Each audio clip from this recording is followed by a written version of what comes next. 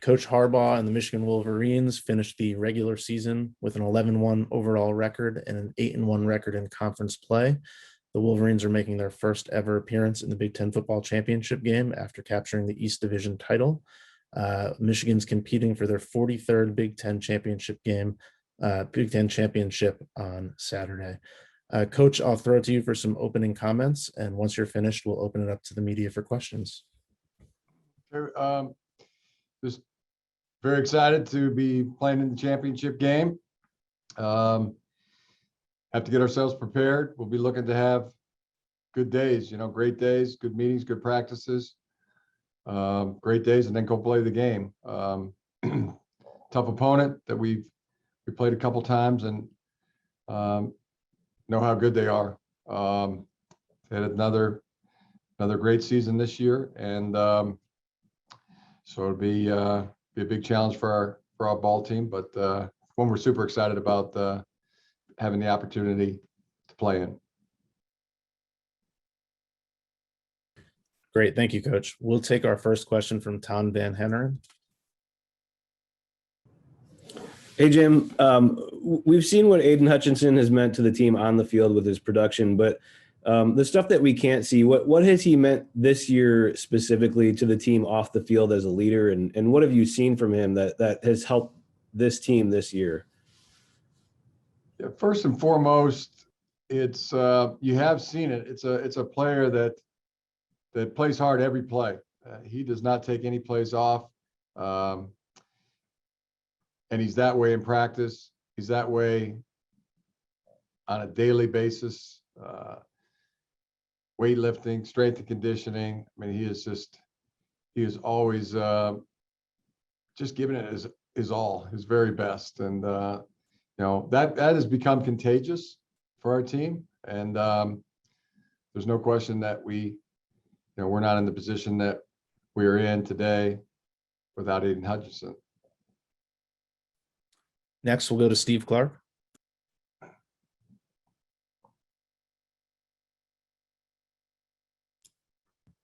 Steve, can you hear us? All right, we'll skip ahead and go to Scott Dockerman. Yeah, Jim, I just was curious as to how much carryover can you have from last year's planning for Iowa in that championship week game that was not played because of COVID? There was definitely some scouting report. We had started game planning. We're a couple of days in the game plan, so some, but really the 11 ball games that that we're looking at now are where all the focus will be. Next, we'll go to Lane Higgins. Hey there, Coach. I wanted to ask a little bit about the quarterback situation. Given that in this day and age with the transfer portal, it's so rare to have one, let alone two players that you're trying to manage and get reps. So what has that been like to balance that this year? And, what does it say about JJ McCarthy and Cade that they're able to, share duty so gracefully?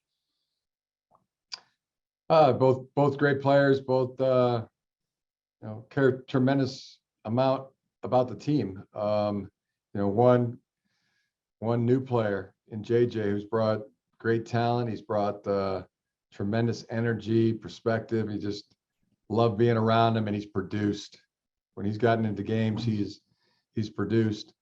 And then Cade, somebody who's a foundation of our team. One of the most committed players we have. Another player that we wouldn't be in the position we are today without Cade McNamara. Cares deeply for the team, and he has produced. So there's two players, same position, but they're on the same ball team, and they love the ball team, and the guys on the ball team love them. We'll take our next question from Andrew Kahn. Hey, Jim, I was just wondering if you could speak to your relationship with Kirk Ferentz. I know you guys have some history over the years, and he's the longest tenured coach in the sport. So what can you say about him? Nothing but respect. at the highest level. Few coaches, or pretty much nobody I respect more. Did have the opportunity to play at the Ravens 1 year, coaches last year with the Ravens, and then I've always followed his career since then. Just tremendous football coach. Also, when I took the Stanford job, and Bob Bowlesby was the athletic director, quite a few conversations with Bob Bowlesby about Kirk and just the way he did things, and felt like I was got a lot of valuable information. Just somebody that you respect, and somebody that you're interested in how they do things, and what they do and how they do it, and what's caused them to have the kind of success and track record. So since being in the Big Ten, as a coach, it's just opinion hasn't changed, and just like highest regard for him and what he's done for football. He's been a trusted agent and a known friend to the game of football. We'll take our next question from Rainer Saban.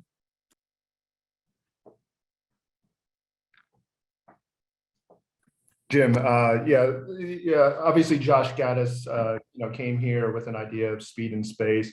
You guys have, played with a more kind of physical style, 12 personnel, a little bit more so than 11 personnel than in previous years. What made you convinced that, to kind of move to more back to the kind of the offensive style that you showed in the early years in Michigan, at Stanford with the 49ers? It's just, we just really have felt all along that we were capable of doing both. 11 personnel throwing the football, 11 personnel running the football, 12 personnel running the football, 13 personnel, running the football, 22 personnel. We felt like we were capable of being a really good throwing team, being a really good running team. And so we just set out on getting good at both. And with the type of backs that we knew we had, Hassan and Blake and Donovan coming in, we felt really good, knowing that they'd have the opportunity to run behind an offensive line that was also really ascending, and we felt had a chance to be extremely good. And Coach Moore has done a tremendous job coaching that group. I told Coach I got a great text from John Madden, and John Madden said that it's as good as an offensive line as performance as he's seen in a football game. And I texted that to Sharon and said, keep that on your phone forever. Quarterback, we knew that would be good and could really throw the ball. We watched Cade all through spring and training camp, and just felt like he was going to be really good throwing the football. Very accurate, makes really good decisions. Our receivers were developing. We knew that they would get better and better, and they have. Ronnie Bell, Cornelius Johnson, and then young guys like Roman Wilson and AJ Henning. And you just kept watching this young guy, Andrell Anthony, making plays. So we just started building to do both, to be able to run the football and be able to throw it. We'll take our next question from Chad Lesticow. Jim, I cover Iowa. What stands out as you look at this Iowa team? Have you got a chance to watch a lot of film on them, players, style, stuff that might give you problems? What stands out to you? Yeah, I think the thing that, and not a lot yet, but just some, and it's that just how conscientious they are in all three phases. Their offense, their defense, and special teams. And I don't know if every team it spends as much time as every other team does in the special teams phase, but you can tell Iowa does, and really good, and they win games from it. Case in point, their last game. So it's a really, finely tuned organization that knows what they're doing. I've seen, been a big fan of the back. Really like the quarterback, the linebacker. They got really good players, and I know they got more than that. I'm not just saying those are their only good players. I mean, it's always a talented, well-coached team. But if you ask me, the thing that stands out significantly the most is just how good and conscientious they are in all three phases. We'll go back to Lane Higgins for our next question.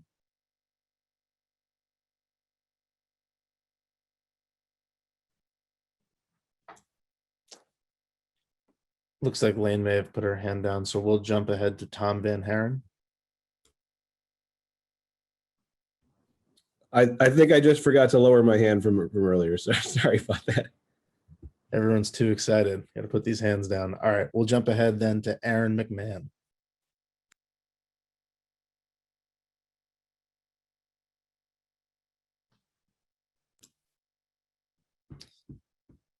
Oh for 3. All right, You're out. let's go to Brian Teague next. Hey, good afternoon, Jim. My question for you is just surrounding the big win that you guys had yesterday. What's the message for the team this week leading up into Saturday? I don't know. Still, I don't exactly know what that message is yet. I mean, the thing that hits me first is that this is a new beginning, and so what we always do. I mean, we prepare, we practice, we try to have great days. One good day of meetings, practices. Get ourselves healthy, get ourselves ready, and then go play the game. But the thing that hits me a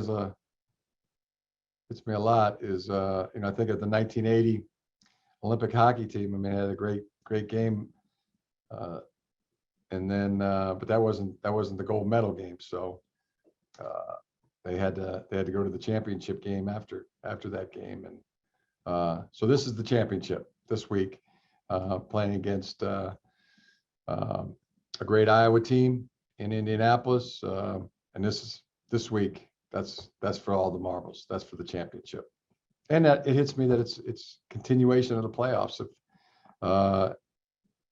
We gotta win to get ourselves into the semifinals of the playoffs. So it's really, honestly, all three of those things. That's really what's on my mind, and that's the message toward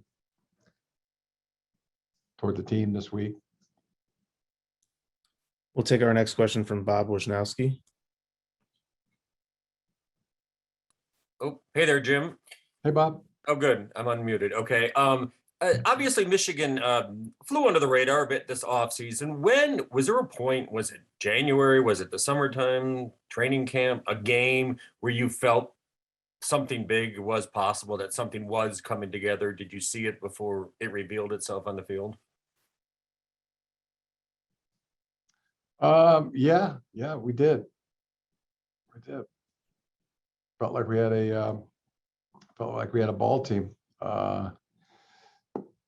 We got ourselves a ball team here. That's one of those feelings that you have, and guys are they start feeling it too. So I know I shared that with you guys over the summer and the spring, and people, I think the comments back then were, well, everybody says that, but yeah, we felt it. We'll go next to John Steppe. Hi, Jim. You were mentioning Iowa's linebacker. What makes Jack Campbell so difficult for an opposing offense? he's got a nose for the ball. I think that's probably the best thing you can say about a linebacker is somebody that shows up where the ball is, and he does it repeatedly, time after time. He's always in the frame making the tackle or really close to it, and he's got, as my dad Jack Harbaugh would say, a nose for the football. Take our next question from Christopher Heidel. Hey, Coach Harbaugh, thanks for taking my question today. I know your brother is getting ready to play the Browns tonight. Did he give you a call yesterday and congratulate you on your big win? Yes, he did. Yes, he did. Yeah. So how was it like having your brother, in the NFL? You guys, I know you don't want to trade secrets or anything, but is he really excited? He's going to, help you out, any preparation for this big game? Yeah, he's done so much. I mean, he does. Our defensive coordinator, Mike McDonald, the Ravens defensive system, Matt Weiss, who coached at the Ravens as well. I mean, there's a lot of things that it's great having a brother who's in the NFL, and that he really likes us, loves me, and he follows the team closely, and I always try to get his thoughts on what he sees. We'll go back to Aaron McMahon, see if his mic's working now. Aaron, can you hear us? Can you hear me? Yes, we can. Perfect. Jim, you mentioned the text message you got from John Madden. You mentioned your brother. Is there anyone notable that you mind sharing that maybe reached out to you after the game yesterday? Yeah, there's a lot of people. What would you say the general reaction consensus was from the folks that were reaching out to you? I just think they really like our team. I think they really like how hard our players play, and kind of that's been the theme. Comes through the TV set, and see a bunch of guys that really like playing the game and playing the game the way it's supposed to be played, and that's pretty much the general themes. We'll take our next question from Rainer Saban. Jim, going back to the offense, how important is it for a coach to believe in a specific system? Obviously, Kirk Ferentz, runs a certain style. You're known for a certain style. I mean, how important do you think that is for shaping the identity of a program?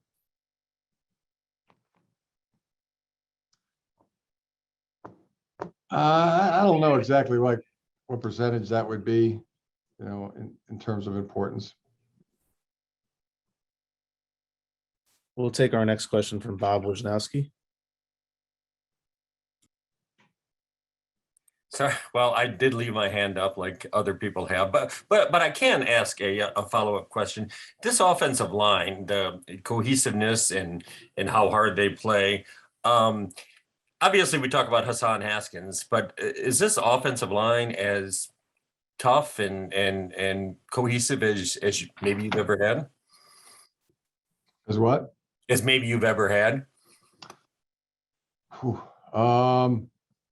Yeah, I mean, hard to compare, one offensive line to a previous offensive line. I mean, anytime you start making comparisons, somebody gets diminished. But as I said before, I mean, that was quite a text from John Madden. As he said in the text, as a former offensive lineman, I really appreciate offensive line play, and that performance in that game was as good as he's ever seen. So that's. We'll head to Scott Dockerman next. Yeah, Jim, I wanted to Here's ask a you. text if I could find my phone, but I can't find my phone. Jim, I wanted to ask you about, did you ever have any questions as to whether or not your team would buy in after last season and go the distance, or did you believe that they were going to do it no matter what and put themselves in this position? Well, I knew he had a lot of guys that, you know, they're raised right, they're learned right, you know, they were taught right, that you don't fold or flinch at the slightest whiff of adverse circumstances. So I had a pretty good feeling that they would respond. We'll take our next question from Michael Cohn.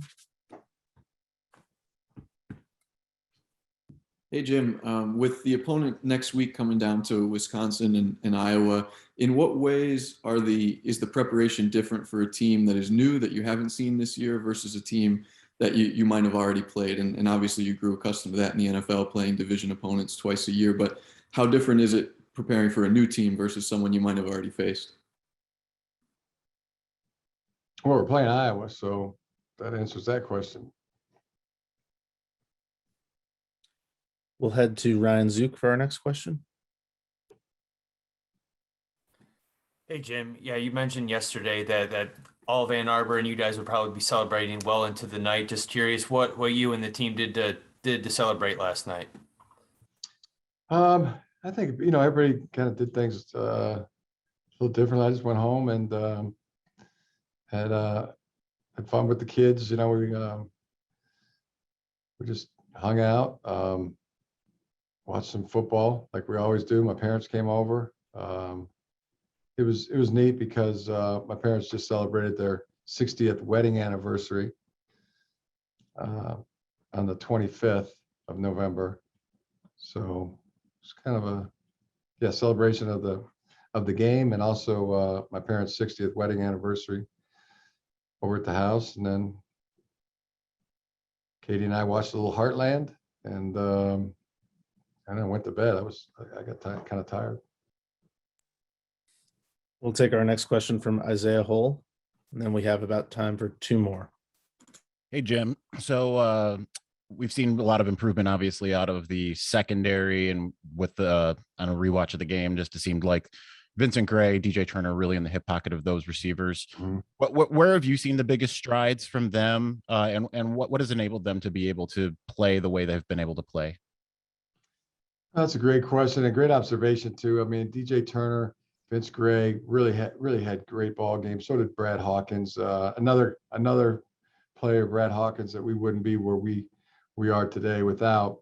But I thought where they made the most strides, they've you know, they do their job. They play their technique. You know, they compete down after down with the same intensity. They let the previous play go and then bring their intensity back for that play, the next down. And, you know, they've been challenged a lot. They get their eyes back to the ball.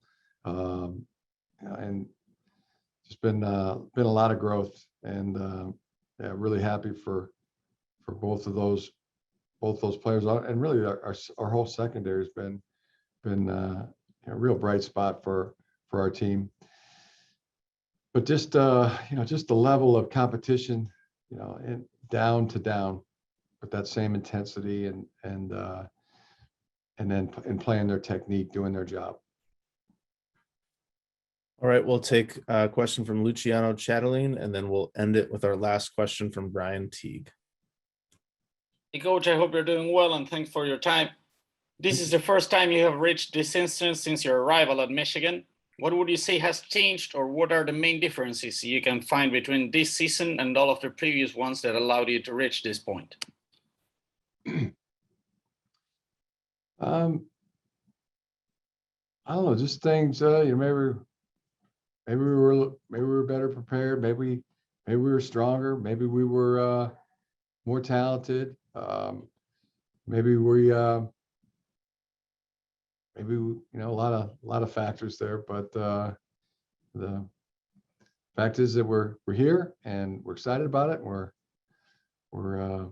want to go finish. We want to keep doing what we've been doing. That's having good days. You know, stack those good days on top of each other and get the energy high, and then go play the game. We'll take our final question from Brian Teague. Hey, Jim. So one of the moments that I saw on Twitter that was really cool to me was when you and Juwan Howard embraced. What did that moment mean to you?